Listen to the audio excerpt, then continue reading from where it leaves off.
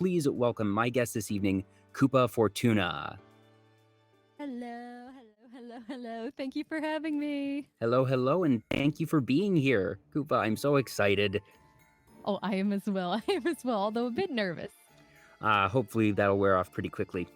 But before we begin, for people who might not already be familiar with you, if you could please introduce yourself. Hello, my name is Koopa Fortuna. I am a turtle VTuber, turtle mommy VTuber. I play a lot of games and I don't do the best at it. I am well known for being the losing mommy and generally having just about the worst luck around. So if any of that interests you, feel free to check me out. Well, I think you are definitely beloved by your many Troopalings. I always want to say Koopalings, but it's Troopalings. And hey, thank you for the follow. We have to keep quiet or Nintendo's gonna hear. Shh. IP rights. Yes. I mean, there's been, a lot of skepticism over IP rights and stuff like that. And generally because it is not Koopa, but it would technically be Koopa Fortuna, it is fine. Don't worry, I won't tell them if you won't. Okay, I won't tell them.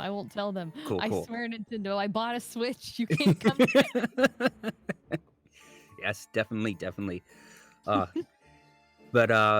I've actually been looking forward to this for a while. You're a member of Yokomeshi, and I think I mentioned this, that was actually how I wound up discovering you, because I had already interviewed a couple members of Yokomeshi when the team was formed, and when that happened, I was like, well, I've already spoken with like 3 of these people, and they're all awesome, so I better check out the rest of them. And sure enough, everybody else on the team's awesome, and I'm getting around to eventually, hopefully, being able to talk with all of you, and I'm so happy to have you here tonight, because one of the things that I discovered when I was watching your streams and getting to know you and your content was that we actually have a fair few similar interests on some more niche titles of things that we're going to get into. So absolutely, I'm very much looking forward to that. Yeah. So recently you were playing it was a Metal Gear Solid game, I believe, or was it no, it was Resident Evil that you were playing the other day. Well, I actually have played both Metal Gear Solid 1 recently, as well as Metal Gear Rising. But I do play a right many Resident Evil games. Some Resident Evil, I suppose, would be right up there with like one of my top video game franchises. That I had a chance to tune the other day. I forget which one it was, but you were in between, shooting zombies or other enemies, that there was a piano. Gosh, why am I blanking on the one now? But anyways. Oh yes, Silent Hill. Silent Hill. Thank you. Okay, I was like, gosh, why am I playing on this? But I wasn't completely off the genre. I was like, it's a horror sort of zombie one. Why am I blanking on it? Yeah. Thank you. They are both, the earlier ones are both tank-styled horror games, so they are, pretty easy to confuse, and also piano puzzles as well are a common placement in Resident Evil 2. Yeah.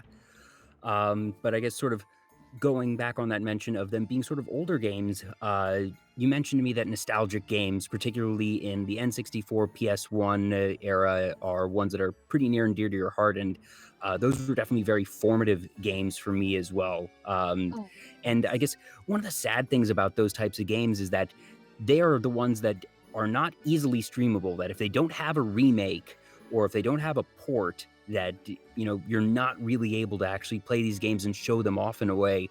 Are there any games in that vein that you wish you had the ability to actually stream but don't?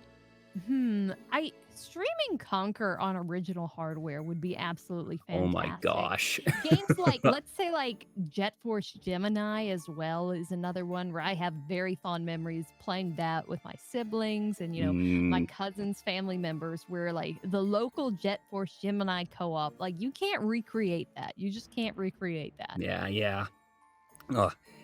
And actually, I think you hit the nail on the head that the era of couch co-op, and that was really sort of the bread and butter of a lot of those early systems, because you didn't have very easy internet connectivity, and obviously being able to play with friends online is amazing, and especially in today's day and age, and especially given the past year and a half that we've been through, it's just been a godsend. But it's the type of thing that back when we were younger, if you wanted to do that, you couldn't just message your buddy on Discord and say, hey, you want to hop online and play a game. It was, you had to go over to their house, make time to actually be able to go over and like sit down with them. You had to bug your parents and was like, Mom, can you drive me to Jim's house or whatever so we can go play Smash Brothers? Basically, yeah. And it felt so much more enjoyable with the person in person, even though you were stuck with like a tiny divided portion of the screen. Yeah, not to, be that old boomer of, things aren't the same as they used to be. Things aren't the same as they used to be, and that's not necessarily a bad thing, but it is different. Yeah. It's very much different, and you lose it makes accessing people to play games with a lot easier. However, you lose a lot of seeing that person's reaction, or just the real heat that comes with it.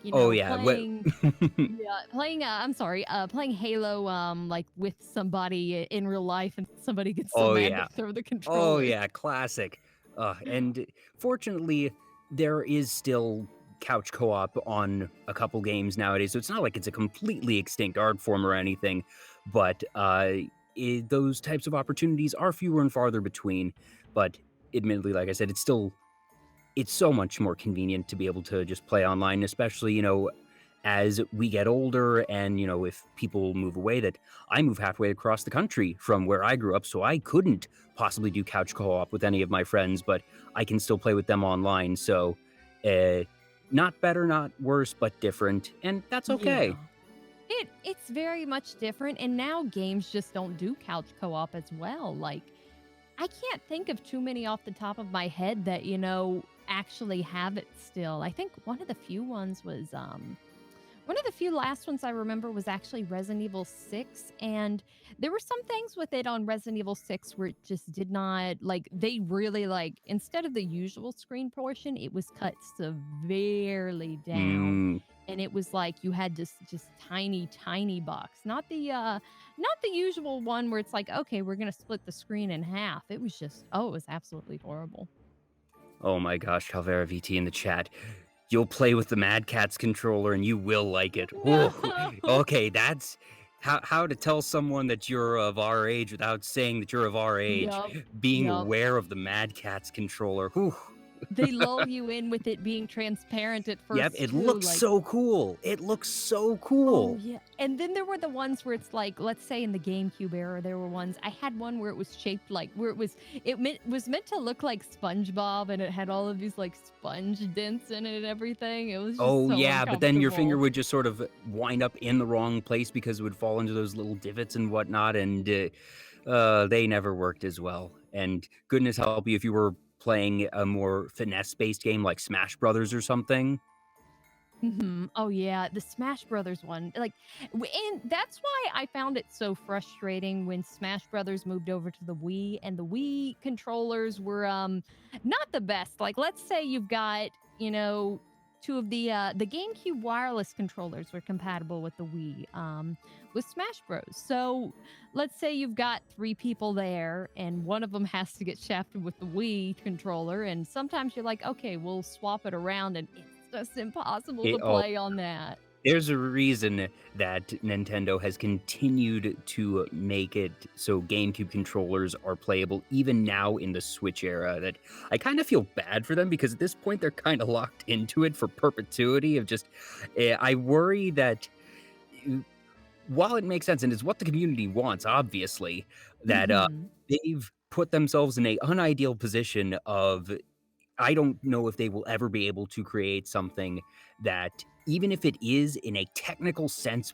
better and easier, and you could do ergonomic studies of this is a more comfortable way to work a game or to work a controller, that the community is going to be just, sort of steadfast in this now really entrenched tradition of the GameCube controller. Yeah, I know there's a lot of things with the Switch where you can get GameCube recreations as well. And I haven't personally tried those yet. I don't know how they hold up. And it's a 1-to-1 that it's the same size and everything. So and even the port is the same. That's why you also have to there's a special adapter. So I'm Wow. actually pretty sure that you can still use, old 2000 game control or GameCube controllers Ooh. on it, but that they re-released it because those haven't been in active, circulation or sales for a decade. So they Oh, had to yeah. actually just remake them. But I got one of those and it was the same port and everything. So it doesn't seem like they actually changed anything functionally. It was just sort of a reprint, quote unquote. Mhm. Well, that's wonderful because I know as Calavera mentioned in the chat, he mentioned the Wavebird, and I actually had the Wavebird, but with childhood things, some of them you just don't know what happened to Oh them. yeah, they just Another kid you, ruins them. Yeah. yep, you loan them to a friend and they never come back, or just you put Yup. them in a box and then either your parents get rid of the box or they just sort of evaporate into the ether. Who knows? Oh yes, they evaporate into the ether. There's that one thing nostalgic from childhood where you think like, I'd like this back. So you go to your mom and you're like, hey, what happened to my black GameCube? And then they're like, I don't know what happened to that. That's been gone for years. Did you have any games that were a bit more niche in that era that you still hold near and dear, or ones that you're like, I know this is Hmm. not big enough, it's never going to get a remake, but gosh, I wish it would? Batten Kaitos rings a bell with that. Like Ooh, Batten okay. Kaitos, I don't know if many people have heard of it, but it was kind of like a card game RPG. And it was actually I enjoyed it a lot. I know some people had their gripes with it, and then there was a sequel where it didn't quite play the same, but that one was one where I actually, I saw my brother playing it and I was kind of like, why would you play that? But then I was like, oh, I actually really enjoy this. Yeah, and I remember seeing that one. I'm actually looking it up right now. That was by Monolith, and I'm trying to remember what else Monolith did. I can't remember. But yeah, there was never been a sequel. Like there was another. I forget if it was on like the Wii or also on the Oh, they did GameCube. Xenosaga. That's what they did. Oh yeah, Xenosaga. I've heard so many excellent things about Xenosaga, but I've never actually gotten to dig my claws into it. I know my brother gave me one because he's like, I bought this for the 3DS and I didn't realize it's only for the new 3DS. You can have it, but I never got to play it because I was always like, well, there is the wait, no, that's the Wii version. I was thinking they re-released it on the Switch, which they should do because I think I believe the upscale is on the Wii U, maybe? So they did a remake of Xenoblade Chronicles, which is part of the Xenosaga franchise, and I admittedly have not played any of them either. But it's a name that I was aware of. So when I was checking, I was like, I know I've heard that name, Monolith Software, something before. Oh, That yeah. that was sort of the centerpiece of what they've done over the years. One game for me on the GameCube, which just I loved, and you'd think that they'd have made either a sequel or a remake of it because it's a classic Nintendo character. Did you ever play Kirby Air Ride? Yes, I did actually. I did. Kirby Air Ride was, quite the enjoyable one because I came from Kirby 64, where Kirby 64 had some eccentricities, but it was still, a very solid game. Like you think of the boss in Kirby 64, the one that's childhood traumatizing. Yeah, well, if you think about them all, in some way, shape, or form, kind of all of Kirby's bosses are slightly childhood traumatizing. But I think I know you. Do you mean the one where it's the kid who's like painting their nightmares or things like that? Yeah, and then there's some where it's like a giant eyeball monster or Mm-hmm, something, yep, and it's yep, kind of just like, yeah. wow.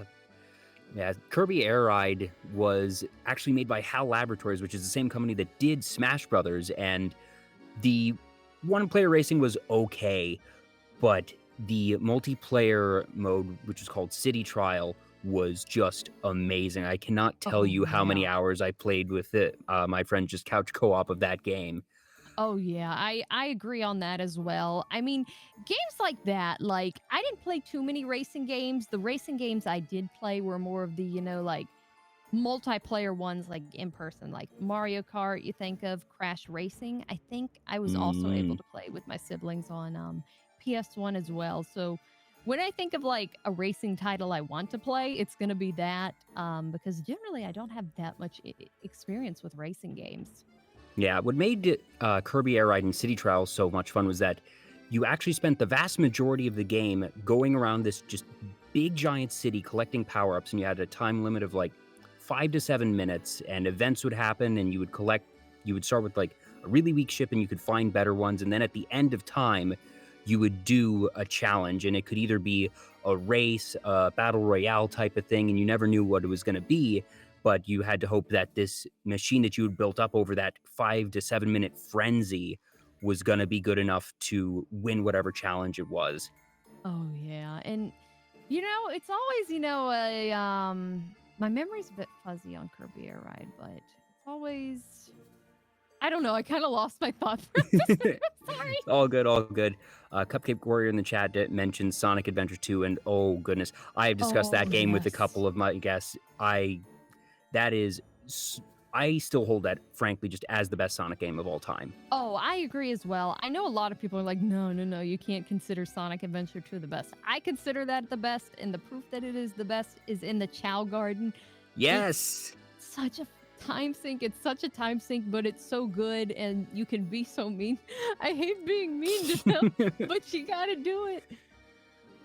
Yeah, and just I was mentioning to one of my previous guests that seeing my favorite Chow go into that gray cocoon was one of the most just, heart-wrenching, traumatizing things, and I turned off the GameCube so it wouldn't save, and it was so sad. It's I liked aesthetically the ones that were, quote unquote evil more. So I was very biased, but I hated it. But then the mean child in me also, was like, yeah, it's fun to throw them. So I kind of kept around more of the evil ones, and the school was shockingly similar to real life, and the the bullying elements and stuff. It's just brutal. Yeah, there was some disturbingly real things going on in there, just hidden beneath the fluffy pastel surface. Oh yeah, it's it was very cute, and petting the chows, going yosh as Eggman. Yeah. Oh gosh, I can hear that. Oh yes, I can hear the Eggman one yosh, and then I can hear the Rouge one going so cute. And Shadows was just. Yes. Because Shadow's not allowed to have emotions. No, you can't pet babies. That's stupid. Oh, dear. On a more recent note, you're a big fan of Shin Megami Tensei, in particular 3, but also 5 just came out. So, yes. Now, I played Persona 5, and that was my first game in the series. I have some friends who absolutely swear by the franchise. From what I understand, Shin Megami Tensei, it's a similar fusion and training system for the monsters, but that the game itself is not just, different Persona. Sell me on Shin Megami Tensei. What makes it so special to so many people? Well, one big thing to establish first that I think a lot of people think oh, well, it's, it's going to be like Persona, is that you're not going to have as much focus on building up relationships with others. You basically have to realize the entire romance thing, the social link system, none of that is in there. However, what you do get instead is more of an emphasis on gameplay, primarily on fusion, let's say gameplay with a lot of them, and sometimes you also get different perspectives of gameplay as well. Let's say with Shin Megami Tensei Devil Summoner games, or the very, very early ones, which will be first-person dungeon crawlers. Strange Journey as well, but in particular, if you're looking at newer ones let's say 5 or even 4, you do get a story, and with the story, you're going to have heavy, let's say, throughout Shin Megami Tensei, there's heavy religious, not ideation, but, imagery? Imagery and story, whereas, for example, one thing is, and it's, not really an exact spoiler, but you will fight, let's say, Satan, things like that, Lucifer. So a lot of it, yes, symbolism works, Tano. So a lot of it is there is a religious context behind it, which I don't know if you are okay with that. Some people are not, but you can pick which way you decide to go in. Let's say there is law, there is neutral, and then there's chaos. Law is tied heavily with, like, let's say, God, angels, things like that. Mm-hmm. You have neutral, you're kind of middle on the line, you're not siding with either, and then chaos would have to side with more All the demon and the yes, like. demons, Lucifer, etc. So you do have options there, but primarily, I suppose you would think of it like, let's say, it's a bit more like Pokemon in some regards, where you do get a vast majority more of demons to collect and fusion, a lot more fusion options as well. Where like you get like, okay, let's do a triple fusion or something like that. So it's very much an emphasis on gameplay versus story. Mm. And what made 3 stand out so much for you? 3 is a very, dear one to me because that's actually what introduced me to the series. I really like Jimmy Fiend, things like that. I liked a lot of the characters in it, and it's just more like that was my introduction to it. And I really liked the system at the time. And at the time when it came out, there weren't many Shin Megami Tensei games localized. I think shortly after that was when we started getting other ones like Digital Devil Saga, etc. And Devil Summoner with Rido as well. So there were very few Shin Megami Tensei titles localized. Around that era was also when Persona 3 actually got localized as well. So it was kind of, it's a bit of nostalgia in there, but also it's still, a very solid game. Mm. Yeah, and from what I understand, 3 was a pretty big leap from 1 and 2 in terms of just, I suppose, like, scale, maybe, because that one was on PS2, I think? Mm-hmm. Oh, yeah. That one was, with jumping from, do you mean Persona or Shin Megami Tensei, first of all? Admittedly, I'm not sure. I've just heard that it was like a particularly strong iteration. If you jump from Shin Megami Tensei 1 to Shin Megami Tensei 3, it was more in a retro style, like let's say not 10-bit, but very no 3D graphics, anything like that. It was all, basically pixels, and of course, like with most older games, you compare an older Final Fantasy to a newer Final Fantasy. So let's say like Final Fantasy 2 or something. Not that Shin Megami Tensei is on that level of that, since they are very different games, but it's kind of like jumping from Shin Megami Tensei 1 to 3 would kind of be like jumping from Final Fantasy 2 to, let's say, 7 when they started implementing more 3D graphics. Gotcha. So, for other games, the ones that you had mentioned that I'm not actually familiar with are Zero Escape and Deadly Premonition, and rather, I've heard of both games, have not played either. Mm-hmm. Between the two, which of them stands out more in your mind? Both of them stand out a lot for different reasons, whereas Deadly Premonition is it's a very just kind of out there game. It doesn't necessarily have the best gameplay, I will say that. It is very flawed in gameplay, but in story, it's very nice. It's actually very it's kind of a spiritual, not sequel, but a spiritual spin-off to Twin Peaks, where it has a lot of Twin Peaks like similarities, and it gives you that like small country town kind of like just eccentricism, where a lot of people are just plain weird, and there's as Calavera said, charm is a big thing as well.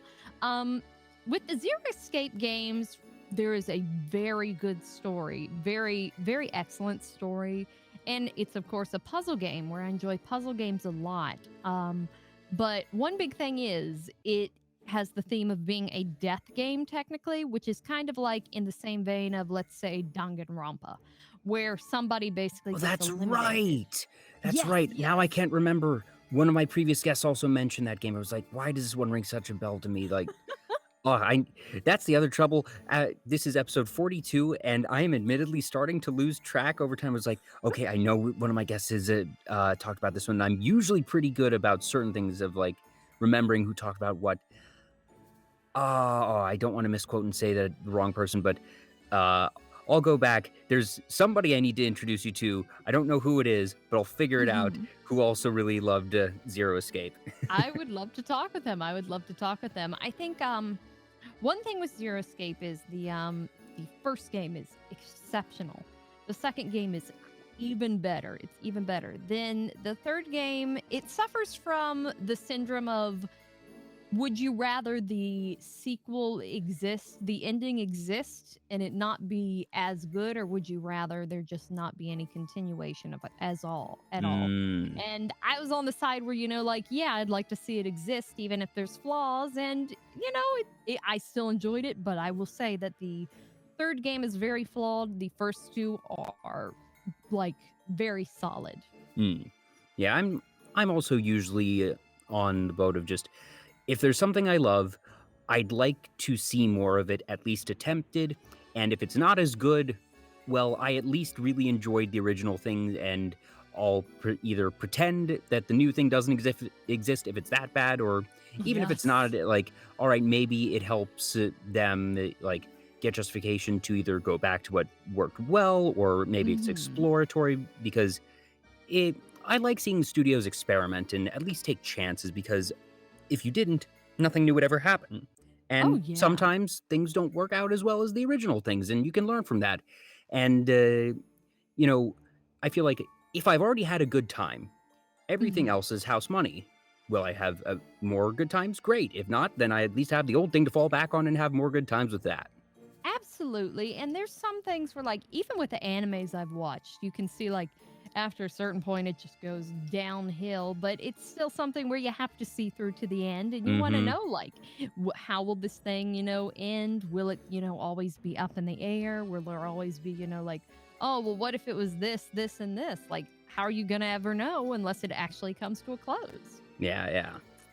Um, so one type of games that I don't think I've seen you play on stream ever, but you mentioned to me earlier today when we were talking that you really enjoy them, is Mhm. otome games. Yes. Ultimate games are something that I have played, unfortunately, way too much of. I am, I'm a sucker for romance in that regard. And, one reason I don't play it on stream is I just like to keep that to myself because, That's like, totally fair. yeah, it's easy with those type of games where, people can just rip on it and be like, yeah, it's so stupid. Why would you play this? It's so stupid. It's like, I know it's stupid. I But just that's want why to I like enjoy. it. I like the stupidness. I like it. So let me enjoy my stupid game. So I would say maybe try it one streaming that sure, it's Yeah. not for everyone, but sometimes you'll find an audience that really enjoys it, whether it be part of your current audience or maybe even people who haven't discovered you. But Oh, even yeah. if you don't want to, I can totally respect that. That I know there's some people that say, all right, this game or this genre is my off-stream stuff, that this is what I enjoy for myself, that I know when I'm playing this, I never need to worry about entertaining chatter, doing anything of that sort. So if that's sort of your haven genre, then Mhm. it's cool that you have that haven genre. Do you have Yeah. any particular either titles or franchises in that genre that are really near and dear to you? Titles or franchises. I guess the Tokimeki Memorial ones would definitely be the Tokimeki Memorial Girls Side ones. They're basically the more common one would, I guess, be the male versions, which would still be called Tokimeki Memorial, but they were kind of like some of the most iconic, like, dating simulator games at that time, where you would have to grind out your stats, which is a lot different from other otomes where, it's kind of basically like you pick your dialogue options. But in this vein, it's more like, okay, you need to make sure you have this much into your art stat, this much into your, physical fitness stat, etc. So adding that element of actual gameplay really helps it. Mm. Other ones I really enjoy, around when Ultimate games started coming out on, let's say, the Vita era and things like that, they started giving the protagonist more of a personality, Mm. where a lot of the things it suffered from before were, let's say, that's just a blank character that you just have to self insert into 100%. she gets pushed around by everything. And I actually really enjoyed Code Realize because that's one of the first games where they started like being like, oh, we can make this person, not just a complete pushover. Yeah, and from a design standpoint, I can see how, back in the day, the idea of a blank slate is very appealing because then Oh, yeah. it allows you as the player to get into the mindset and feel like you are able to self-insert, like you mentioned. But at the same time, as you said, that can also result in them being, a bit of a pushover, or sometimes too blank for their own good. Oh, yes. And the thing is, it would be to the point where they quite literally did not have faces. Like, Yeah. they literally don't have faces. What, do we not have budget for this? Well, I think actually there was one game I played, I believe it's Starry Sky or Starry Sky, I believe, where it's a toggleable option for you to give your character To a face or not? Okay, wow. I don't think I've ever heard of it being that extreme before. Yes, I think I believe that's it where it's, like, do you want a face? Do you not want a face? And it's like I kind of like the face. Do you feel that you have a favorite archetype, that there's, usually the princely type or the cool type or the sporty Hmm. type? Did you ever realize, oh gosh, when I play these games, I usually go toward this archetype of character, or was it a more game-to-game basis? I would suppose it's a tie between the sporty type and the nerdy type. Not completely a pushover nerd, but basically, a guy who The smart type. Yes, kind of the smart type. Smart, but not like completely weak. Not completely weak in that regard. Yeah. There's actually one game I started playing recently called Cafe Enchanté, where you can romance a Doulahan guy, where he's like, a Doulahan, they don't have a head basically. They're just a helmet on top of a human's body. That's one example where it's very much smart, kind of cool, but not, princely or anything like that. Mm-hmm. Yeah, I'm actually looking up the art. That's really nice art. Yeah, a lot of it is the art draws me in. Some of them, have really exceptional art, very nice art styles, and it's pretty. It's pretty. It's nice to look at. Yeah. So you mentioned you like puzzles and that type of thing, and I very much am the same. And we realized this after you sent me your BGM this afternoon, and I popped it in OBS and had it play back and was listening to it. I was like, this reminds me of a puzzle. Oh yes, And I messaged you and I was like, this sounds like it's out of Professor Layton.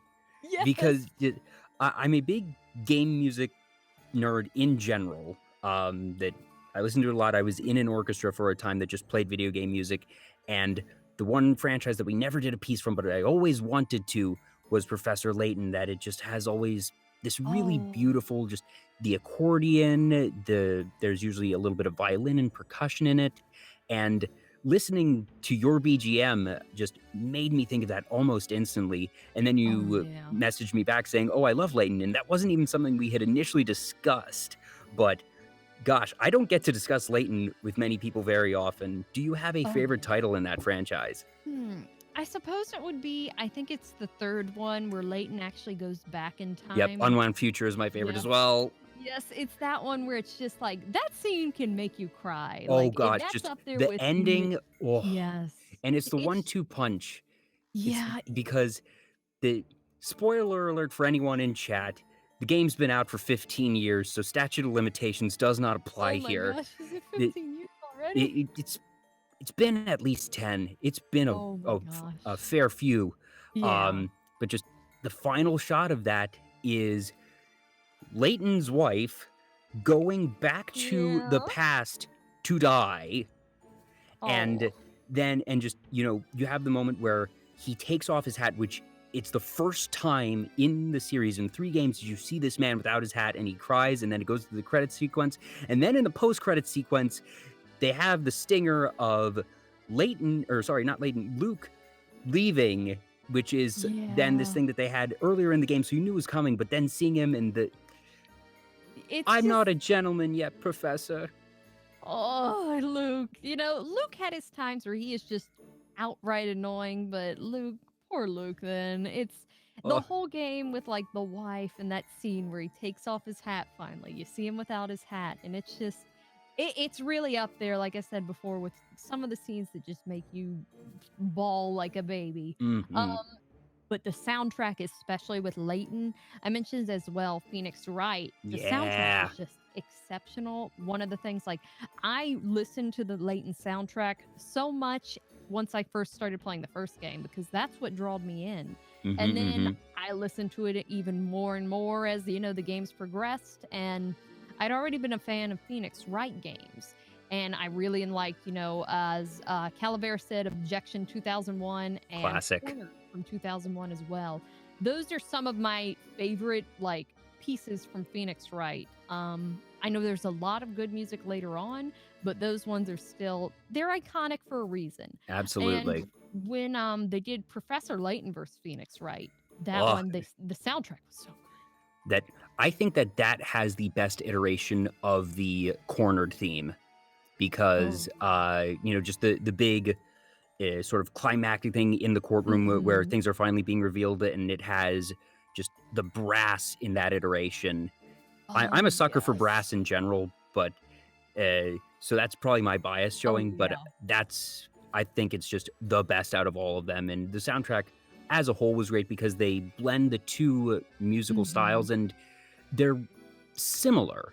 That in terms of Yes. like the spectrum of music, Layton and Phoenix Wright are relatively close. Certainly Mm-hmm. not the same, but they feel only a couple steps away from each other.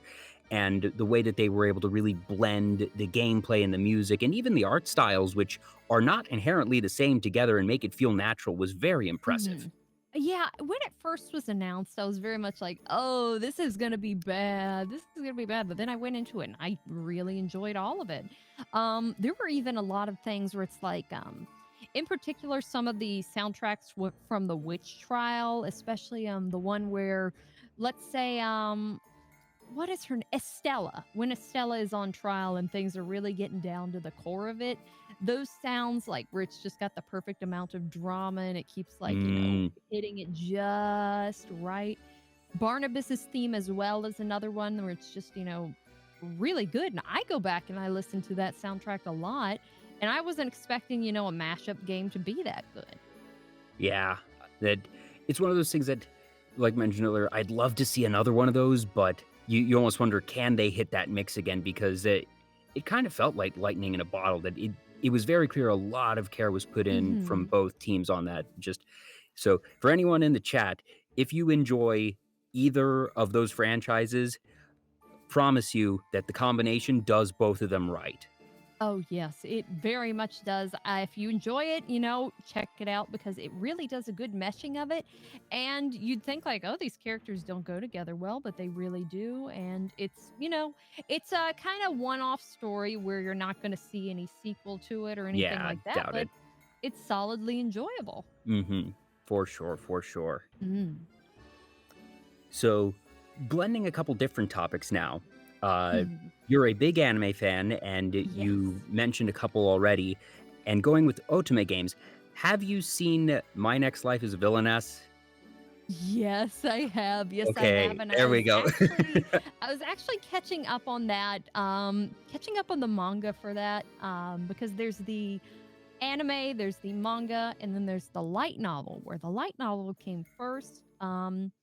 The manga is, trailing a good bit behind the light novel, and the anime is I think there was a second season I actually didn't see, so I Yeah, can't say when it the placed. second season ended. That was earlier this year, and it set up very, very clearly a third season. Um, Ah. the hook that is set up is that everyone is now going to be working at the Yep. like the Department of Magic. I wanted to Yeah. say Ministry of Magic. I was like, no, this isn't Harry Potter. Yes, I mean, it's kind of like Harry it Potter. might as well be the Ministry of Magic. I don't remember what the Oh, exact name is, yeah. but they're all going to be government workers now. Yes. Yay? And Question mark. then where it goes after that is the funny thing is, maybe my memory is fuzzy, but I don't recall seeing any more government work after that. It's kind of like a series of kidnappings. Well, we had several of those in season 2. We Yes. definitely have had several of those in season 2. One of which basically just wound up being a vacation, but that's besides the Yes. point.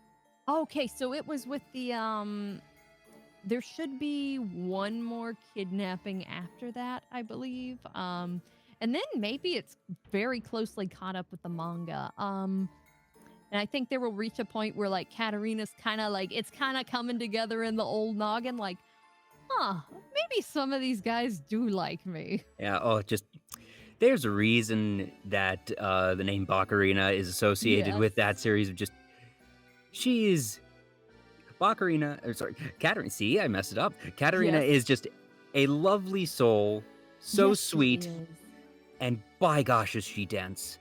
Oh, she is 100% dense. And the funny thing is, there was actually one spin-off novel, not novel, but manga, where they do kind of the same with Katarina, where it's like she got reincarnated into into the villainess, but she's at basically her current point where she is in the regular thing. So instead of transferring over as a kid, she's back into like the actual evil person's body. And it's actually a good bit more interesting because like she's kind of like, I'm this good person and I don't know why these people, hate me. So she's trying to undo everything bad in such a short Oh, amount of geez. time. Yeah, no, And that's like challenge mode. yeah, I would recommend checking it out. There's not that many chapters out, but it reaches up to the point where, let's say, there is the supposed confrontation that Katarina was always so scared about, where she comes up and Mm. she's like, "Oh no, they're from this point in the game, they're all going to come up and blame me." And it turns out, she still masters it. She still masters it. I'll say that, so you don't got to worry Of about course, the she's the idiot. protagonist. Yes, yes, yes. I've actually read quite a few villainess genre ones, unfortunately, and I will say that Bakarina is definitely one of the most unique. Now, are there any others in that genre that you would suggest, even if they don't have an anime, even if it's just either a light novel or a manga? Off the top of my head, I can't remember quite the name. I forget if her name's like not Rose or something, but there's ones that focus more on politics, so to say, than let's say like the slice of life aspect. But I will say a lot of them suffer from like drop translations and things like that. Ah, that's unfortunate. Yes. One thing is like I had so many bookmark in I don't know if you know the app Tachiyomi, where you can have it on your phone, you can have like so many databases for reading manga, and then I lost my database. Oh no! Yes, so I don't know what mangas I was reading at the time, and I can't really go back and find out. Oh, that's the worst. Hopefully, Yes. like maybe just by serendipity at some point, like the name will, come across your timeline or something. You'll be like, I that's the think so. one. I think so. I've had that happen with a couple so far, and I was trying to look up one in particular before I was reading, but of course, when I find it again, it has no translations new Oh, that's the whatsoever. worst. Yes, it's just kind of like, oh well, at least I looked. At least everyone else is suffering with me and not getting the continuation. Sad. But another series I know you're a big fan of is Gundam, and yes. in that vein, right on your Twitch profile, actually, you mentioned two specific iterations. It's Gundam Zeta and Gundam. I hope I'm saying it right. Is it 008, 008? How do It would they be. read that? I'm not 100% sure myself, but I believe it is 008 MS Team. Yeah. And I really like both of those. I am in some senses too tied with, the older ones. There's some of the newer ones where I don't exactly vibe with. Like let's say Seed, for example, where the quality just goes way down. But to say that's new when it's probably 20 years old now or something like that, because it came out maybe a bit before Code Geass, actually. But Yeah, I really like it was early 2000s for that one. Yeah.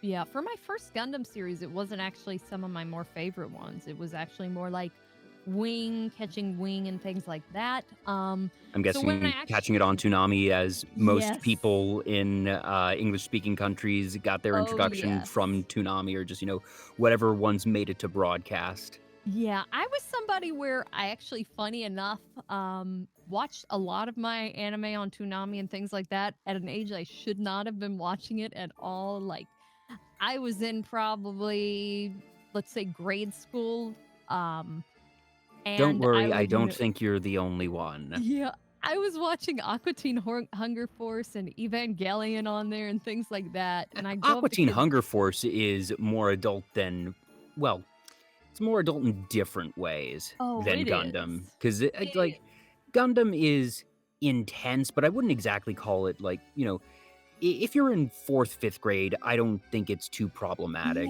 Yeah. because it's not like there's anything like heavy gore or super adult themes. It's Mhm. definitely it's Yeah, action packed, but it no. doesn't feel any worse than something like Star Wars to me.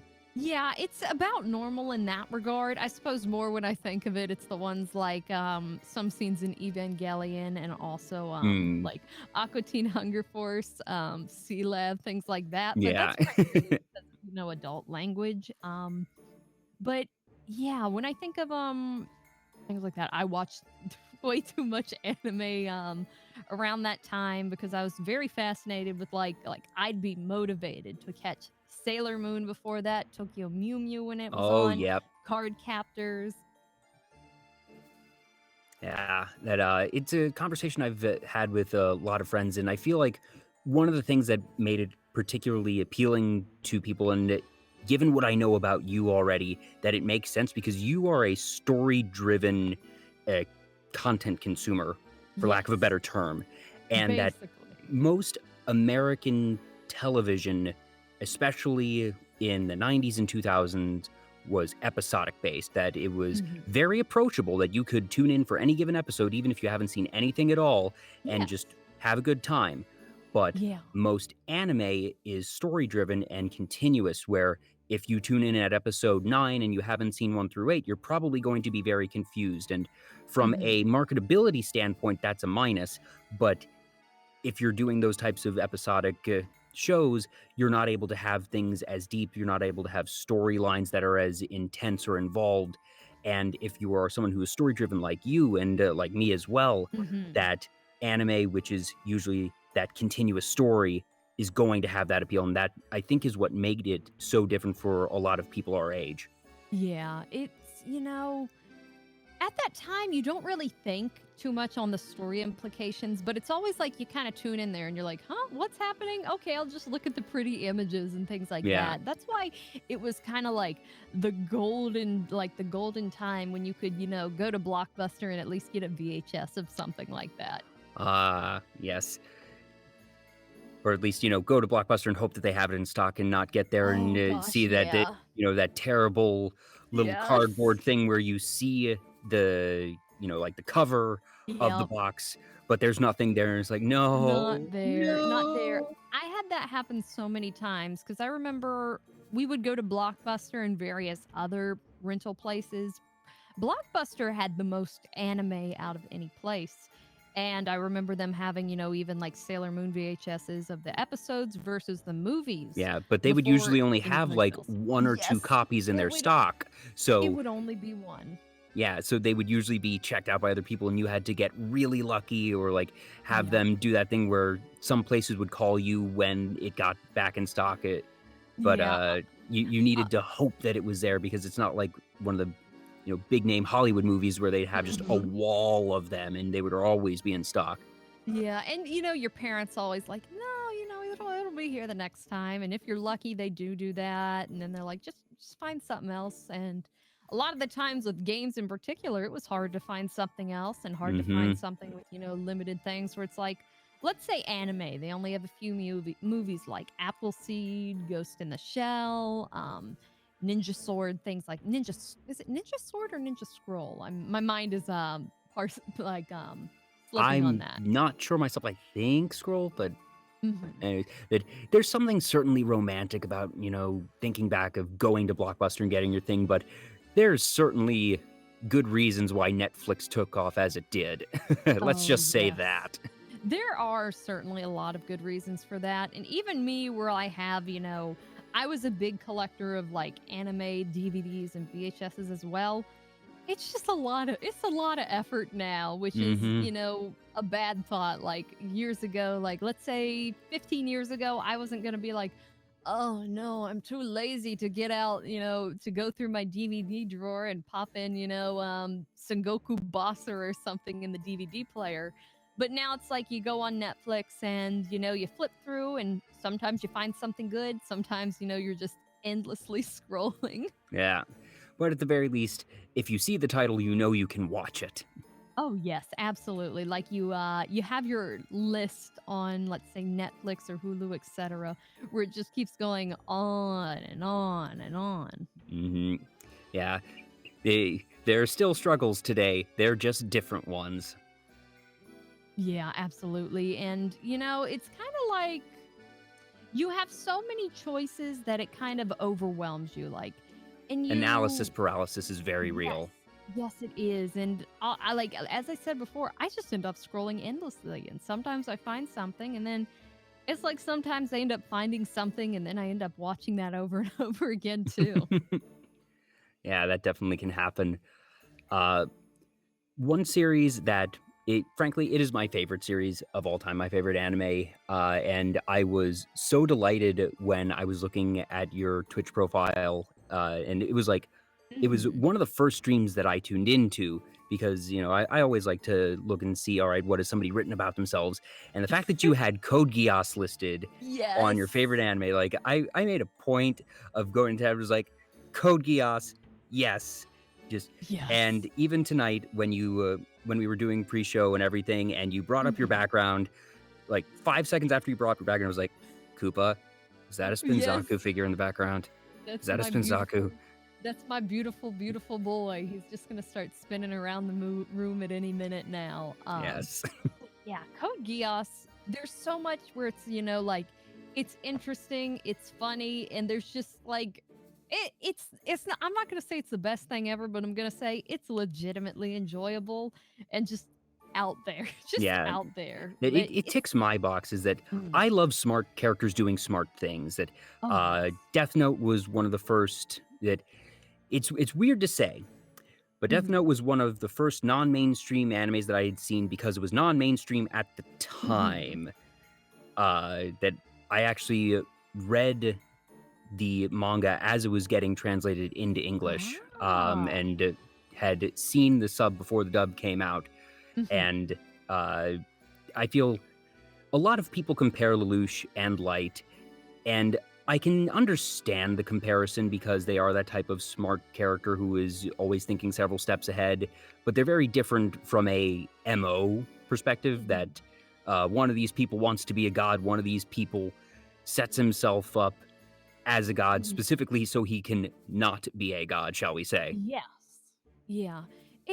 They have, let's say, similar ideals, but how the stories end are vastly different. Yeah. And Lelouch ultimately is a lot more likable than Light. Yeah, especially towards the end where, Light, my dude, you got a little bit off the track right there. You wanna Yeah. you wanna veer back A on that? wee bit of megalomania here. Yes, just a wee bit. Now, what is your opinion? I guess prior to this, what was your opinion with the cart driver scene? Were you in the camp where you're like, "Oh, Lelouch is I dead. was I Lelouch is was dead." on the Lelouch is absolutely the cart driver train. Yes, I was as well. And one thing I don't like is how the movies, let's say, were they remakes technically? They retconned a lot of things. But They I was, yes. So once again, chat, just because it would be too difficult otherwise, here's your spoiler warning for Code Geass. So sorry, folks. Yeah, it's um, you've had enough time to watch it. yeah, that they didn't retcon too many things in the recap movies, except for one. Yes. The one big thing that they changed, which I didn't know until I went to see the Resurrection movie in theaters, Mhm. and Shirley showed up. Yeah, the Shirley thing is what kind of like That was and it was just so casual, and it yes. was jarring. And I had to grapple with that for a little bit, but I ultimately came to the conclusion that while Shirley's death was a Mhm. huge emotional beat as a viewer and for Lelouch, that ultimately it meant nothing in terms of the plot. It meant Yeah. nothing in terms of Lelouch's motivation. He always wanted to kill Rollo. That was just sort of Yes. the extra confirmation of, okay, I want to kill Rollo. Mhm. And that it didn't impact any of his moves strategically because Shirley was a Mhm. civilian and made no difference in terms of all the political maneuvering that he was doing. That is And true. so for the continuation, because Shirley is such a unique person in Lelouch's life and serves such a unique function narratively for him and emotionally for him, that now that they are supposedly going to continue things past the Resurrection movie, that if they were to try and put in a new love interest, it would probably just feel thin. Yeah, So that them I agree. Mhm. that them saving Shirley in that sense, I think makes sense from a plot standpoint. But in the moment, it was absolutely weird. It was, and I agree that it took me a while to kind of come to terms with that. And I still, I still kind of like, I don't know, but I'm also somebody who gets very stuck in my ways. But in that regard, that does kind of, open my eyes up like, yeah, we don't really need any more extra love interests. There's already a surplus out there, and it just needs resolving what is Mm-hmm. already there. And it is true. She is a civilian. It's not going to matter too much in the grand scheme. Now, if they had retconned something like Yuffie's death, Yuffie? Oh gosh, that oh, oof. that Yeah, would be a you train couldn't wreck. do that cleanly. Oh yes, you could not. There is just no way because that's crucial to Lelouch politically, Lelouch's character, Mm-hmm. Suzaku politically, Suzaku's character. Oh yeah, that oof. Yeah. Yeah, Ugh. and it would remove like one of the core saddest and most Just impactful scenes in it. God, the first time that you see that and just the way that scene unfolds is so abrupt because Mhm. it's the two of them having this like sort of heart to heart of really for a moment these two diametrically opposed forces realize, okay, we have a common ground, and Lelouch does one thing that he Yes. effectively never does is he concedes. He says, Yes. your plan is better than mine. Let's go with what you want to do. Yeah, he really makes progress there, and it's kind of like, wow, things could go much easier here. Possibly, there's a light at the end of the tunnel, and then it's like, And then just a random offhand yep, comment, and then the animation perspective snaps to being the Gias little yes, flowing colors thing, and just that heart wrenching moment because yeah, it's calm, calm, calm. What's going on? Oh no, Yuffie's eyes are just glowing red. What was the last thing he yep. said? Oh no. And then she's like, but I don't want And, to, and but she, I yeah, don't and want it's the to. first time that anyone even like hesitates. Yes, And and ugh. she tries to fight it. God bless her. Mm-hmm. She really tries. And then there's also, the meme things like, let's say the Eufinator, things like that. But there's also, like the death scene where like she's with Suzaku and she's like, Just did I do good? That's just yeah, and yeah, that was such an impactful couple episodes, and just yes. you talk about your season finale types of things because that happened in like episode 22, 23ish of a 25 Yes. episode season, and that was really what kicked off the big finale Mhm. for the first season and really set up everything. And like you said, it had such an impact on both Lelouch and Yeah. Suzaku. I mean, it's what led to, kind of like the end game where, like, let's say they go to the island and then Lelouch gets caught and then you move over into the second season and it just set the stage for everything else. Yeah. Code Geass is really good, people. Go watch it. I would highly encourage it. I also would say the best girl is C2. I really liked her. She was kind of, an icon for me, like I really liked like, okay, she's got good ideals. She's, pretty strong. There's, weak points, but C2 was But a she very doesn't take special shit from character. anyone. Oh, she doesn't. She is very smart, but she also has, a soft side as well. Mm-hmm. And pizza. Pizza. Absolutely. Yes. Plus, you and her have green hair in common. Oh yes, that could be a contributing factor.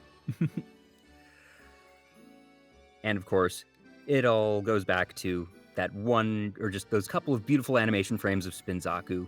And Oh yeah. Just keep going around and around. We're not gonna worry about physics, how he does that. Don't worry about it. Don't worry about it. He's military trained. He's been doing this since he was, a kid. He's just absolutely ace, #1 spin guy. Yeah. I know people some people hated it, some people love it, but I just love how absolutely memed it got. Like, I think of one of my favorite ones was Taiga going to her window after she wakes up from Toradora and rubbing her eyes, and then she just gets bammed. Those were good. It was. Gosh. I could talk about Code Geass all day, but I'm going to sort of stop myself because there's so many other things, like right behind you on one of your computer monitors. Icon for Gurren Lagann, and one sort of underlying current of all these are mechs.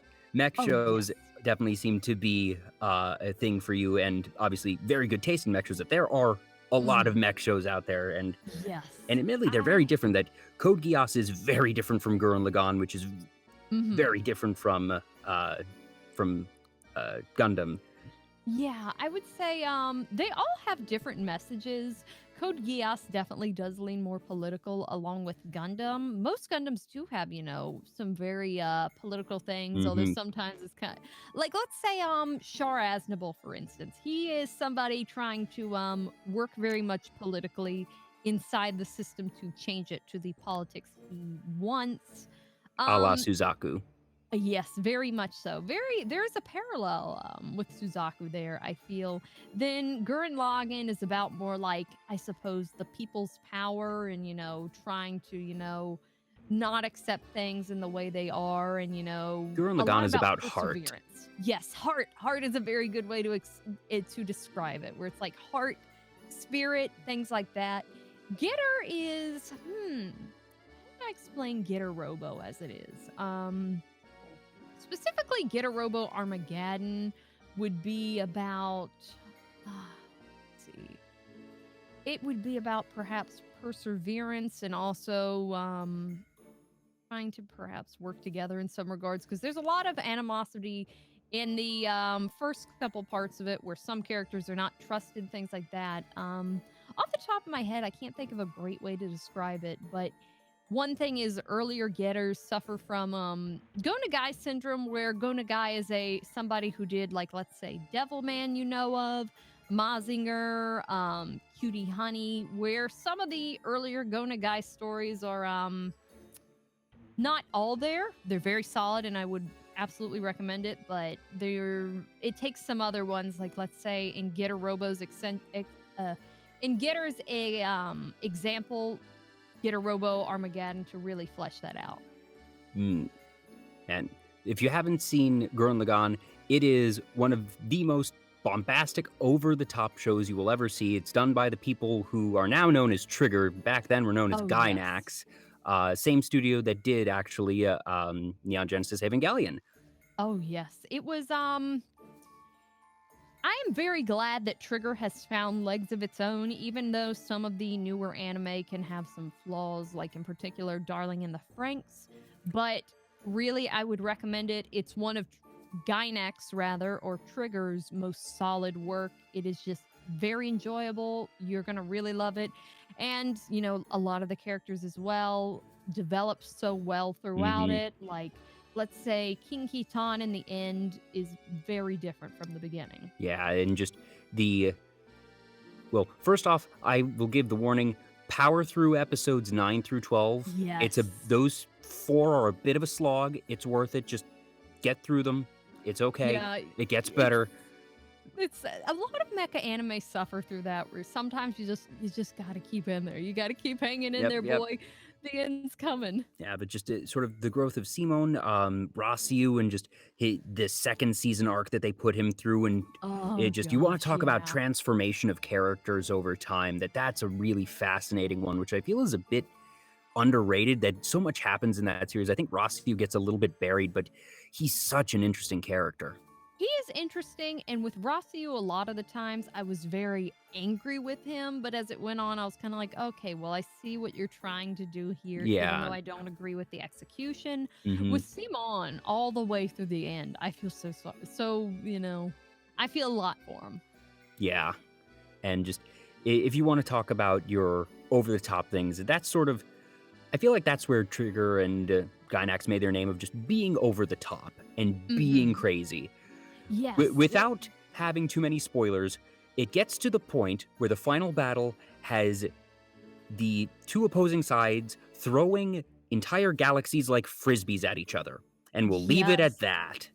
It's very over the top in execution, but absolutely excellent. And also you get an excellent soundtrack as well. Oh God, you want to talk about soundtracks? Yes. Oh.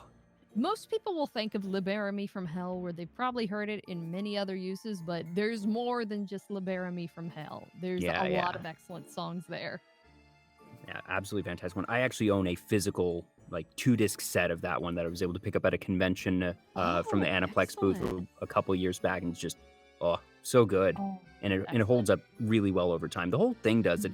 Even the animation is the type that you look at it and you could say, like, if that was released even nowadays, it would still be considered good. Yes. I think there are some episodes where, like any anime now, like I've been watching some anime, that were done recently, and I'm like, oh boy, they're saving the budget there. And of course there's scenes like that where it's, they skimp on it with the slice of life, but they spare nothing with battle. Yeah, for sure. Are there any ones that you're watching currently that have been really standing out to you? Currently, some I've actually started watching are Notice Me. What is it? Not Notice Me, Komi-san, but it's like Komi-san. Oh, Komi Can't Communicate. Yes, Komi Can't Communicate. I started that, and that is very cute. I actually really wanted to read the manga, but I never got around to it.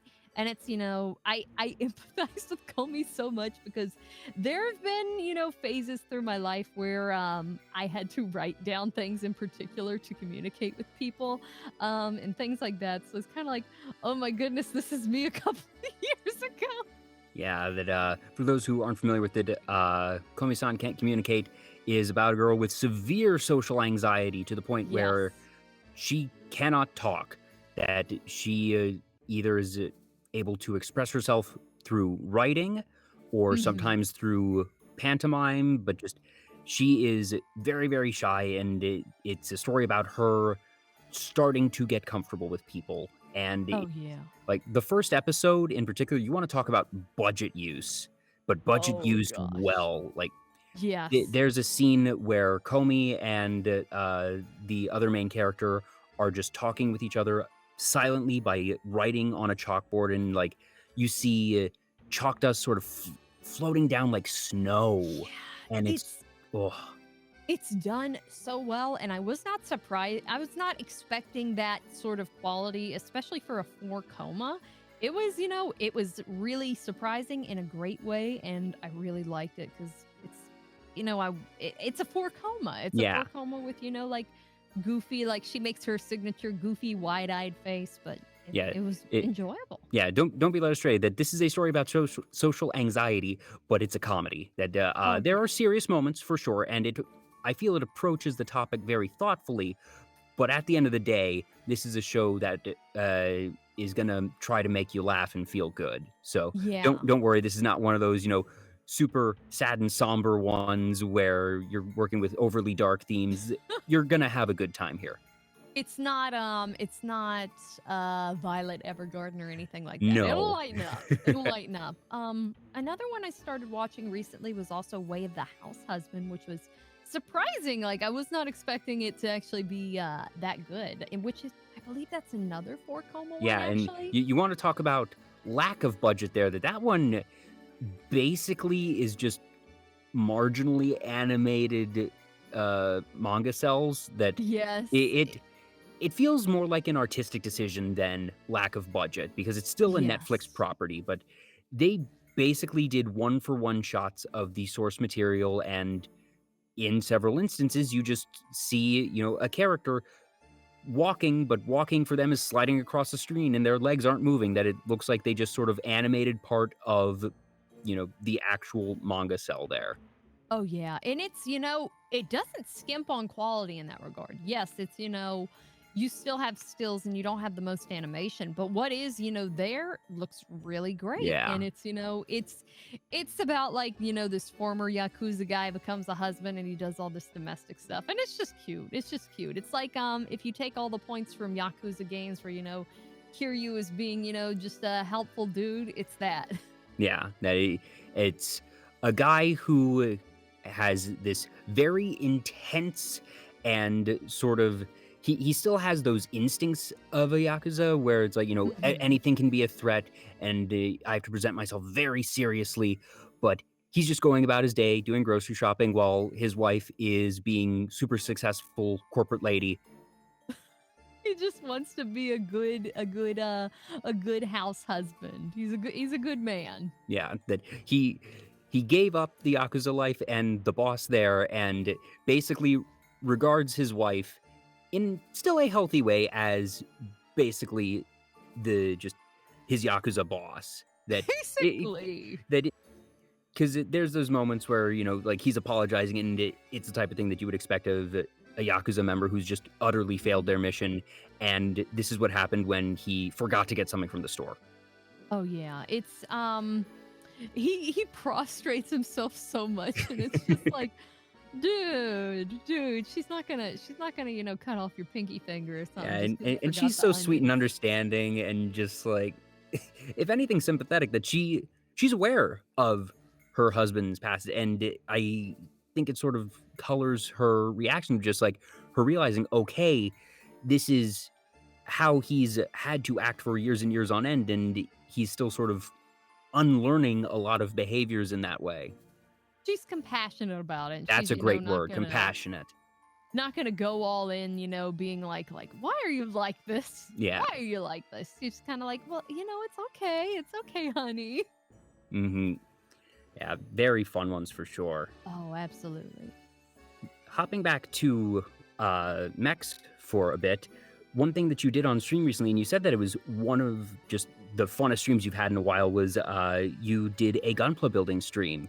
Yes, I really enjoyed that. That was something that kind of like, yeah, I've been honest about this before. Sometimes you can kind of, fall into a lull with, streaming, and, you sometimes need something different to be like, wow, this is the type of kind of content I like to do. And, it just really fires you up back again. It's, you are, what is that? Something like you're filled with determination. Yeah, it's reinvigorated.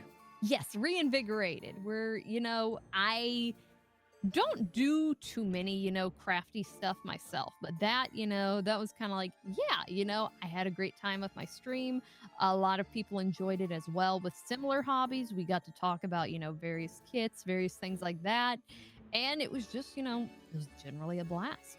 Yeah, and I'm not into Gunpla building at all. It's just not something that I've really ever been into, but I always like seeing the models completed or just watching people making them, especially people who know what they're doing. And obviously everyone starts somewhere, that they have the intro grade models, and then they sort of go up to, I forget what like the master grade ones are called, but you were doing sort of a mid-grade one that it wasn't I think it was a mid-grade one.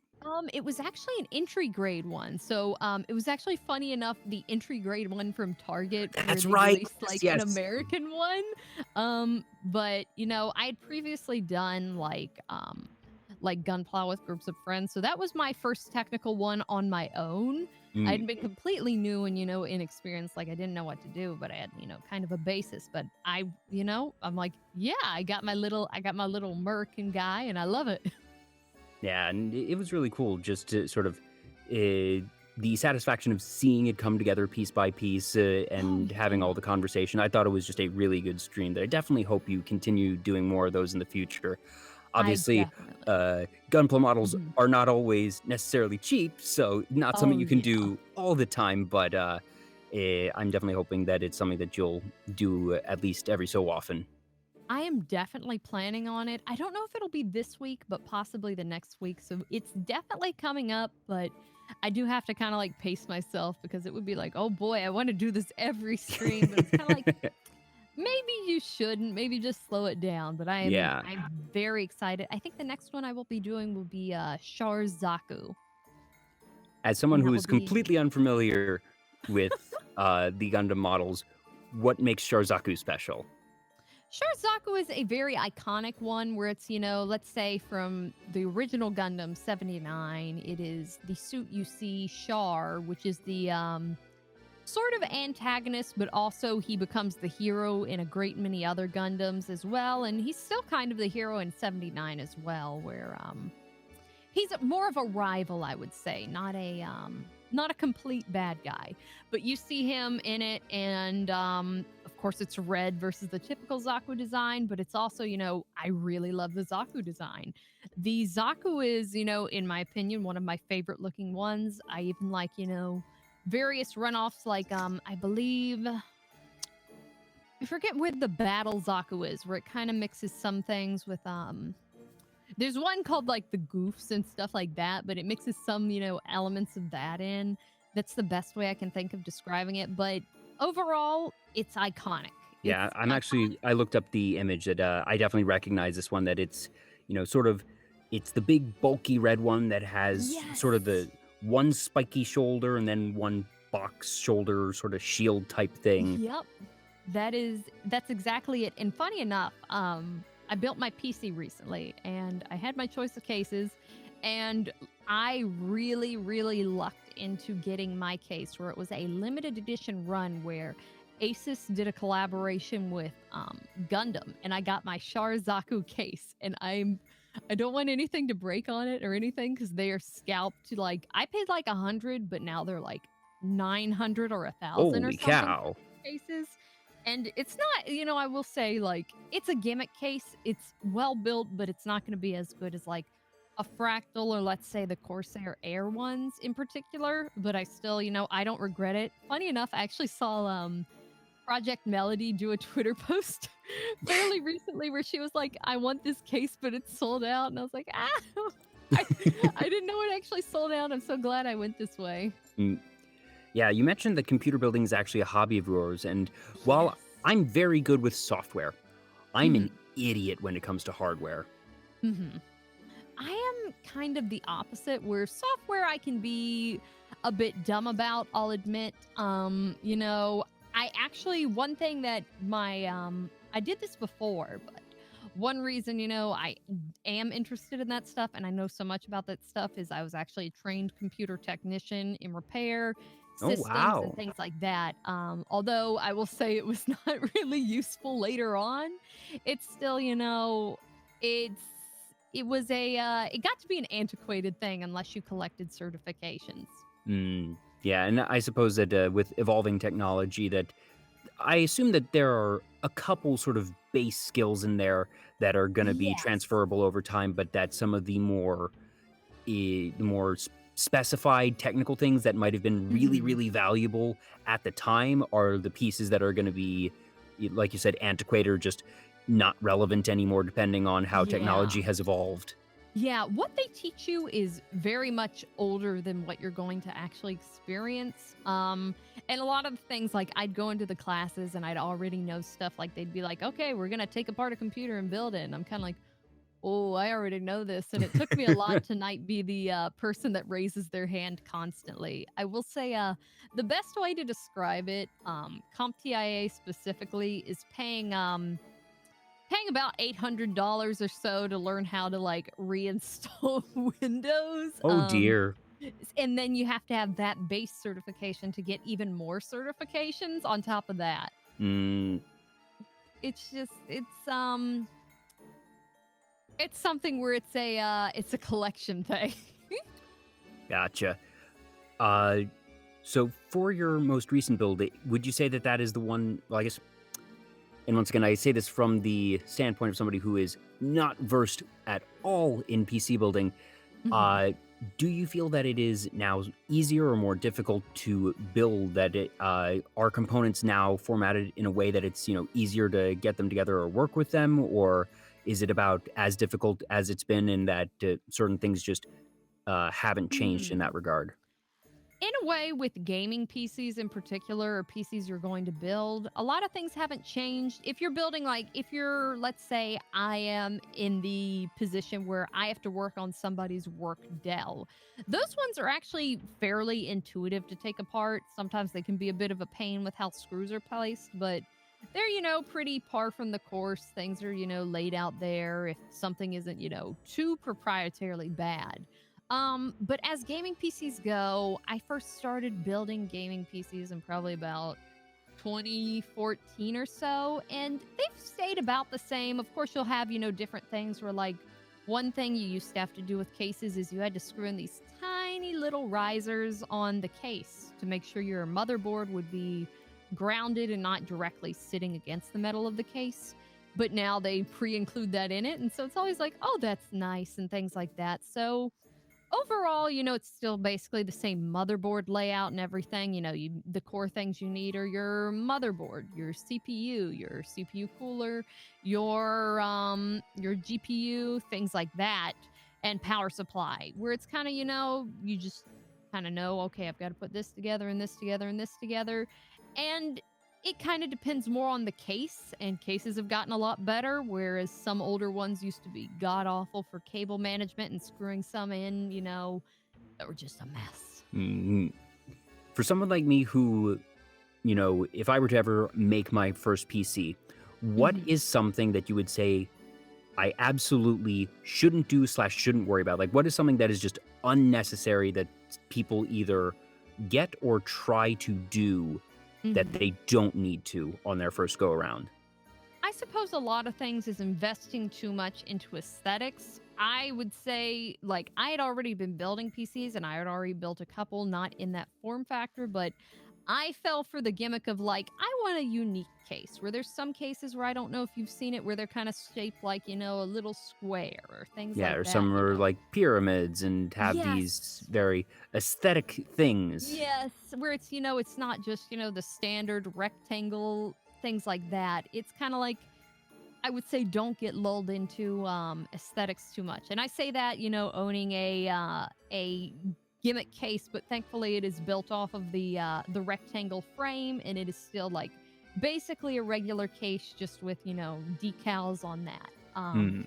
But yeah, I would really say don't get too lulled into aesthetics, and, don't feel like, oh, I've got to have RGB everything, because I feel like that's extremely common with a lot of people. I did one with my I did one for my brother recently, and he was like, I gotta have my rainbow LEDs, man. I gotta have my rainbow LEDs. And I'm like, dude, do you really? I think it would just be distracting, personally. Like, I think they're sort of cool to look at in pictures, but from a functionality standpoint, I feel like either one, it's going to be out of eyesight anyways, that if you have the actual tower under your desk, you're not going to see it.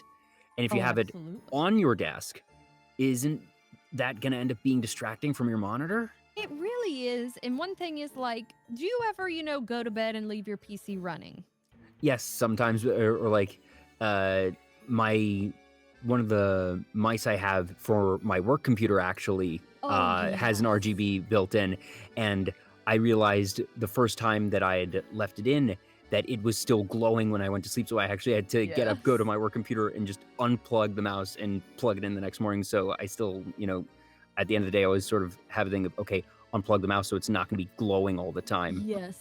I have had to do that many times, and, like, I also had an RGB mouse at once, and it's kind of just like cover everything with a blanket, I don't want to see you while I sleep. When I, did, like, let's say on my current PC, if I was to reinstall Windows 10 or something, and then, I have to remember, to go in and disable all the lights. If I forget that, then, I'm laying in bed at night and I'm like, oh no, I forgot the lights again. Now I need to get up and turn on the lights and go over. Yeah.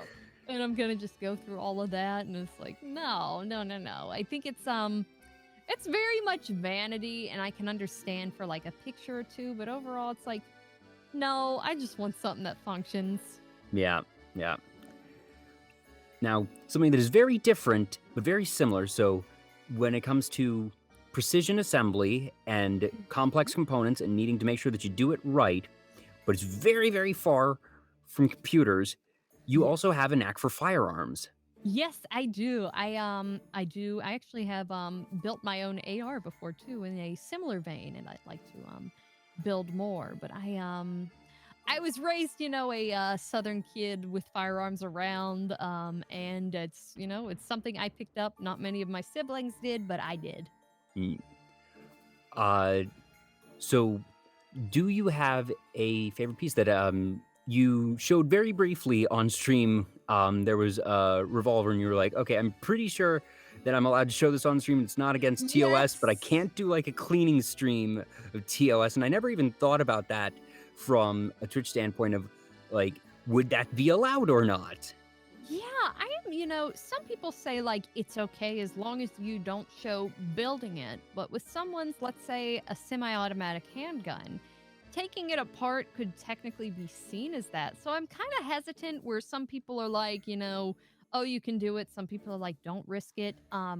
In the past, I'd actually done an ASMR gun cleaning with my with an AR and another revolver, and I think specifically my concealed carry pistol, but I did not show anything. Hmm. The one I showed on screen, I think from my understanding, it's okay to show it on screen. It's just when you get into the cleaning and perhaps assembly area, it becomes a bit of a gray area. Hmm. But of course, when you're showing something on screen, you also need to consider like, am I showing my serial numbers? And in this case, the serial number is inside the chamber, so I'm not really gonna have not chamber, but the when you pop out the cylinder. So it's not really gonna be an issue in that regard, but it's something to always be very, Cognizant of, yeah. yes, cognizant of, because that could lead back to some of your personal Yep. information. Mm-hmm. Smart. Yeah. Oh yes, absolutely. So I've never heard of gun cleaning ASMR before, but as soon as you mentioned, I was like, yeah, that makes total sense. Yeah, Because you're gonna have just like sort of the soft clicking of metal, and then like you have the yes. brushes, which are used in ASMR for usually you think of it as ear cleaning, but just having the sound of it, like brushing against metal, and then just the Mhm. soft little clicks that I can see how that would actually make for a very unique ASMR stream. That's really cool. I think it was what drew a lot of people into me because I have a lot of people like I haven't gotten to do one since then because of, just life circumstances and also because you can't really shoot guns now. So how am I going to clean my gun if I can't afford the Yeah, ammo that to it shoot doesn't it? need to, yeah, Yes. it's not the same to clean something when it's already clean. Yes, absolutely. So it's kind of like, there's only so much I can do, but it was something a lot of people enjoyed, and I look forward to doing more in the future. I didn't go like the full ASMR route. Like, I didn't have like the double ear, like the Yeah, ear no, the headphones. 3DO, but I No. guess you could probably still do a simulated cleaning where, just either it being just the disassembly and reassembly sounds, or Yes. just sort of e I'm guessing that the number of people who listen to ASMR that are super familiar with gun assembly is going to be a small proportion of people, so that you could just sort of Hmm. make clicks with the Yes. gun and just brushing sounds against Yeah. the gun or really against anything, and just sort of narrate, this is what I'm doing, that people would be able to fill in the mental Mhm. imagery even if you're not actually doing a cleaning. Yeah. That is basically what I did before. And I know I've got people, being like, well, you could do it this way. But I'm kind of like, I would prefer to just have people fill in the Yeah, gaps. keep it simple. Yes, I'm fine with putting up a picture on screen, but like, I don't feel comfortable entirely putting myself out there to risk it where I'm Yeah, for sorry, but sure. you got to be careful now. Absolutely, absolutely. Mm. So like it's neat and unique content that like I said, I've never heard of someone doing that before. So that's cool that that was something that you were able to do, even if it Oh, was, yeah. figuring out sort of a different angle to get there. Yeah. That's still really unique. Yeah, it's the funny thing is I did it on a dynamic like hand microphone, so I had to turn up the gain so much on that to kind of Oh, simulate that because it's not a condenser, it's not a Blue Yeti. You have to get that mm, sensitive noise, which is very difficult with a dynamic. mm, yeah. Never even thought about it from that angle. Oh yeah, well I am somebody who appreciates their dynamics though. That's awesome. It's one thing that is sort of central to your persona as Koopa Mhm. Fortuna is that you are the mother of all Troopas. Yes. And just, mommy jokes aside, that Yes. I think that you very much foster sort of just family friendly, probably isn't the right word, but, family centric Yes. persona where that you are very welcoming, open arms, and caring for just the people in your community as a whole.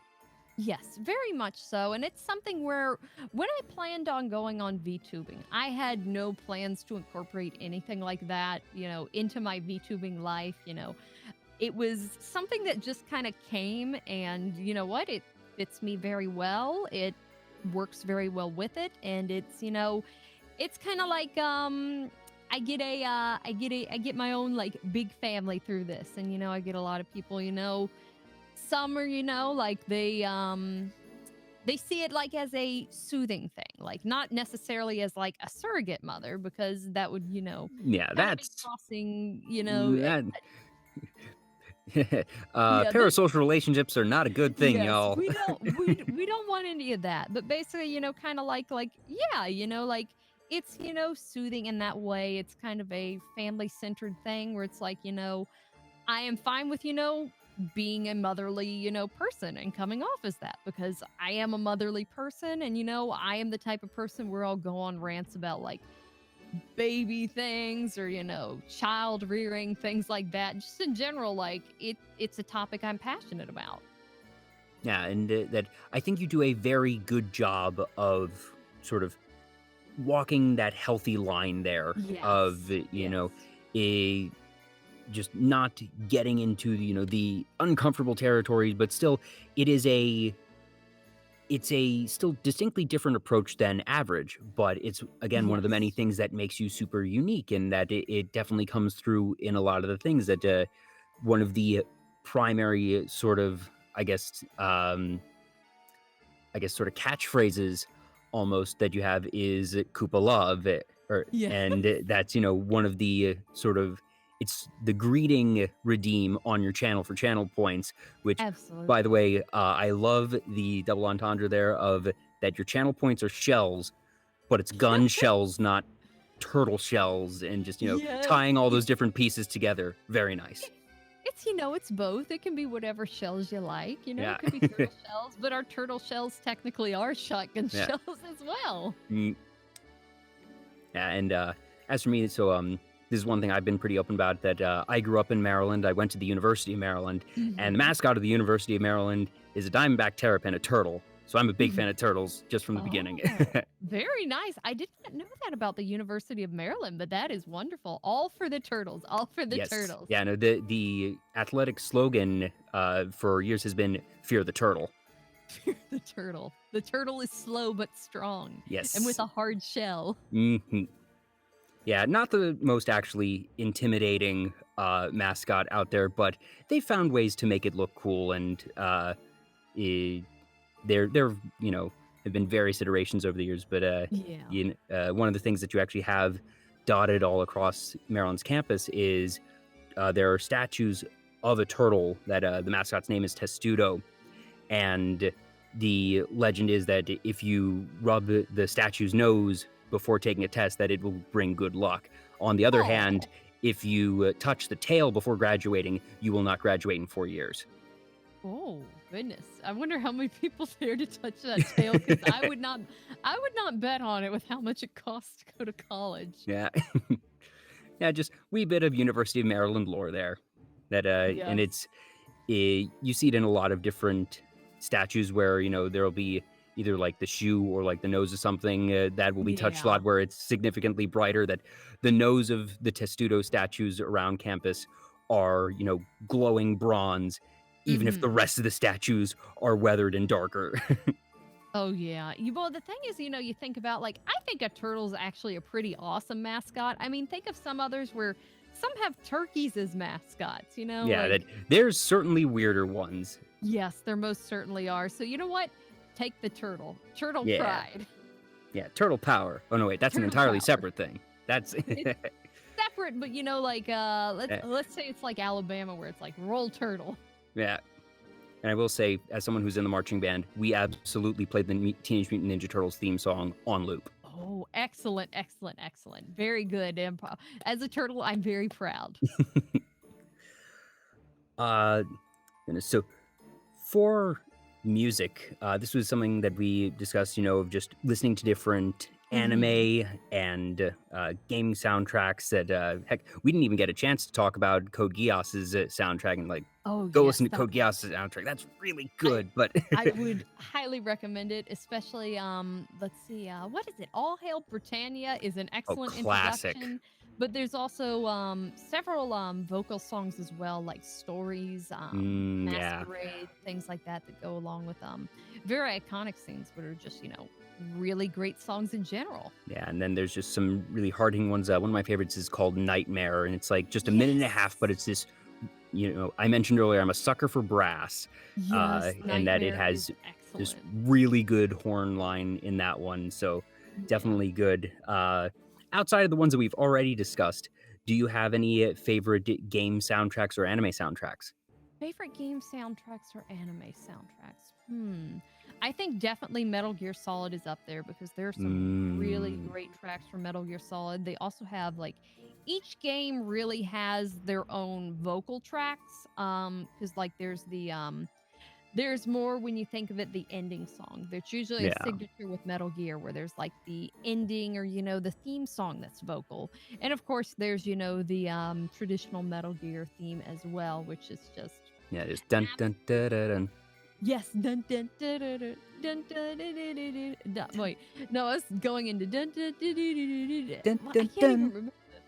Yes, dun dun dun. And Snake Eater is just, when you talk about the vocal tracks, that's the one that my mind always goes to. Oh, absolutely. That's the one that it goes for most people.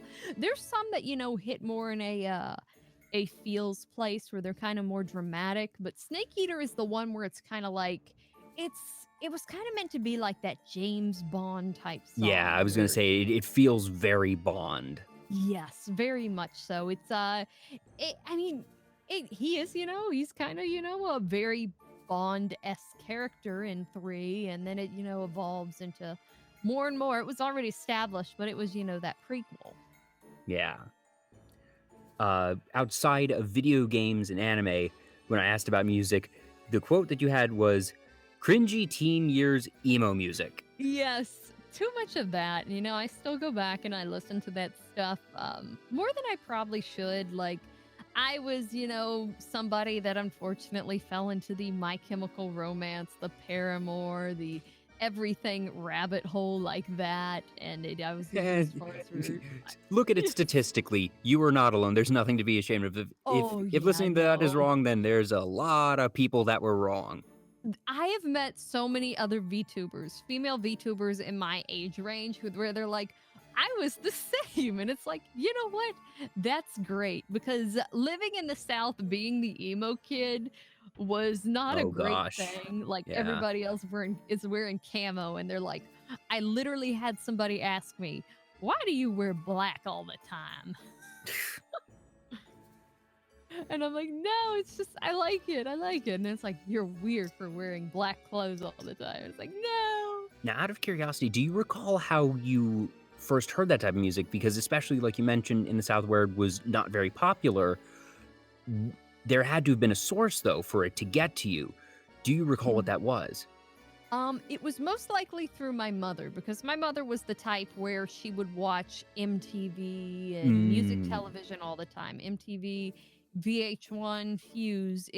I remember she has even told me a story where when she was, when Mama Koopa was having me, the doctor told her, you're going to have to turn off the MTV. We have to focus. So yes, that is actually a true story. And, I even remember, getting up to go to school that day, and she would have on, some sort of music video thing or something like that. And my mother still listens to that music now for reference. So my mother was a big influence in that. My current musical tastes are kind of a mix of my parents, where other than, let's say, video game stuff, various, things I hit that sound, dramatic and things like that, like orchestral. I do, take a lot from my dad, where, I was raised listening to Queen, Hotel California, the Eagles, various bands like that, AC/DC. So I do take a lot from that as well. Nice, nice. Yeah. One topic that I suppose doesn't necessarily come to top of mind per se when someone thinks of you, but something that you're still very passionate about is representation. And Yes. obviously, there are many different types of representation, and for you in particular, that comes from a health issue. Yes, for me, I have a rare blah, blah, blah. My mouth got tongued up. My tongue got tangled up. I have a rare connective tissue disease called Ehlers-Danlos syndrome, and I am very okay with talking about that because it has things where it impacts my streaming life, but it's also like it's something where it's, very unheard of. I have trouble myself finding doctors that, are aware of it or people that are aware of it. So in general, like if I can bring it up and, at least give the tiniest little crumb of awareness to that in that way, then I'm glad to talk about it. For the Gunpla stream that you had, just they were sort of. I initially thought that they were jewelry of finger splints.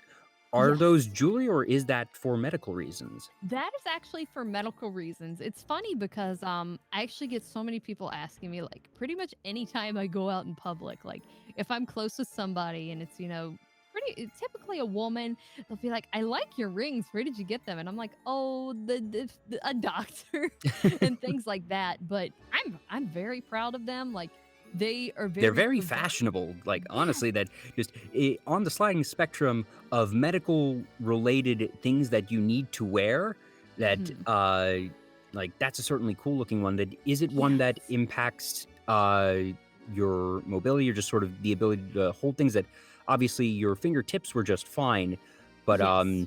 I guess I have to assume that obviously if you're wearing them, it makes it better than not wearing them. But Yes. does it add a level of clunkiness that you notice in your everyday life in terms of It like being able to grip things, or are they it fashioned in such a way that it's mhm. relatively Um unobtrusive? There are definitely a lot of things, like in particular, if I wear my thumb ones, which I don't think I was just because I had more dexterity that stream, where, some things where it will be like, I have trouble, I have to have assistance, opening a bottle of water and things like that. Things I would already have issues with. So overall, it's a trade off where it's like, if I get less pain versus, having already less dexterity than I have now, you know what? I'll take it because it's 100% worth it. And it's just, it's something where it really makes 100% of a difference. Mm. Is there anything in particular about just that disease, or even those broader types of disabilities, that you wish people either knew more about or were more cognizant of? One thing is a lot of things is where it's like, it's technically, I have an invisible disability overall, but sometimes it's not visible. Sometimes it is visible. So there's kind of, like, let's say it's a very particular day and my joints will slip out of place, randomly. So some days I do have to use my handicap placard. And one thing I do feel, self-conscious about is some people will judge people like where it's like, well, you don't have any physically, as I can see going on right now. Where that can be, a little bit where it's kind of like, I have personally had people ask me, why are you doing this? And I'm like, well, because I could be at risk of this, which could go very badly, and some people just don't understand. Mm-hmm. Yeah, and like you said, that it's one, it's a rarer thing to begin with. Oh That yes. just in terms of the many physical disabilities out there, that connective tissue in your fingers is not exactly one of the top of mind things. But then also, Yes. like you said, that it can be sort of an invisible one, that if you use the disability placard, that you're certainly walking just fine, that Yes. this isn't a thing for connective tissue in your leg, at least as far as I understand. That is it Um, entirely centralized in the hands, or is it just it is particularly? all throughout the body. So like technically I could not even be an organ donor because it has to affect, like let's say connective tissue is all throughout your body. Mhm. It's the glue that keeps your joints together. It's, your organs are made of that. Your, tissues, your flesh, everything. So it really goes down to like all over level. Okay, because most of the comments you'd made were centric on the hands. Is that because Yes. the connective tissue is just inherently thinner in your hands, and that means that they are more prone to pain easier, or I suppose one thing, how I view it is like, let's say one thing we use the most is like, let's say it would be hands, then, our legs, if we use extremities or things like that.